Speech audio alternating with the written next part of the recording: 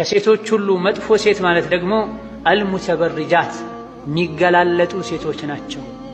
አላህ መልእክተኛው ዓለይሂ ሰላቱ ወሰላም ሰትሩት ሸፍኑት ያሏቸው የሰውነት አካላቸውን አላህ ባዘዘው መልኩ ማይሰተሩ አልሙተኸይላት የሚኮሩ ሴቶች ናቸው መጥፎ ሴት ማለት። ወሁነል ሙናፊቃት ሙናፊቅ ሴት ማለትም እንዲህ አይነት ሴቶች ናቸው አሉና እንዲህ አይነት ሴቶች ጀነት አይገቡም።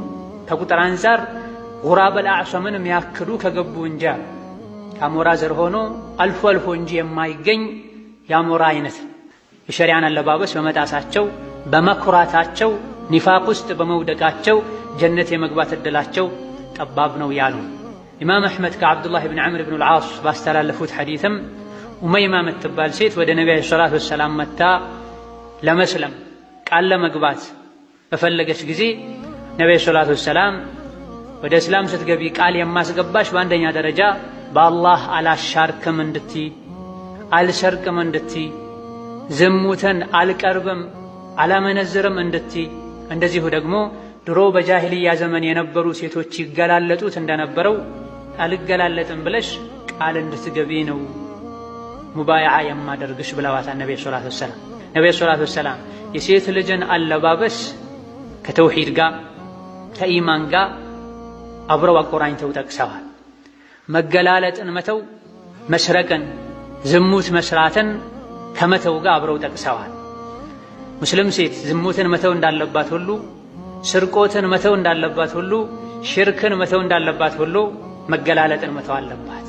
ሸሪዓው የሚፈልገውን የሸሪዓውን መስፈርት ያሟላን አለባበስ ልትለብስ ይገባታል ነው። መገላለጥ መዘዙ ብዙ ነው። የሴት ልጅም ክብር እንዲነካ የሚያደርግ ነው። ለቤተሰቦቿም ጭምር ውርደትን የሚያስከትል ነው። የሴት ልጅ ያለባበስ መበላሸት የኢማን መበላሸት ምልክት ነው።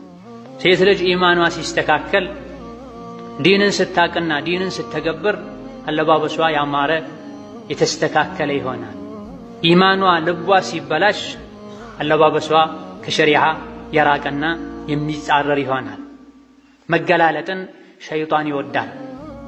መገላለጥን አኼራ ማያሳስባቸው ዱንያ ላይ ብቻ የፈለጉትን አድርገው ተዝናንተው መኖር የሚፈልጉ ካፍሮች፣ ሙናፊቆች ይወዳሉ።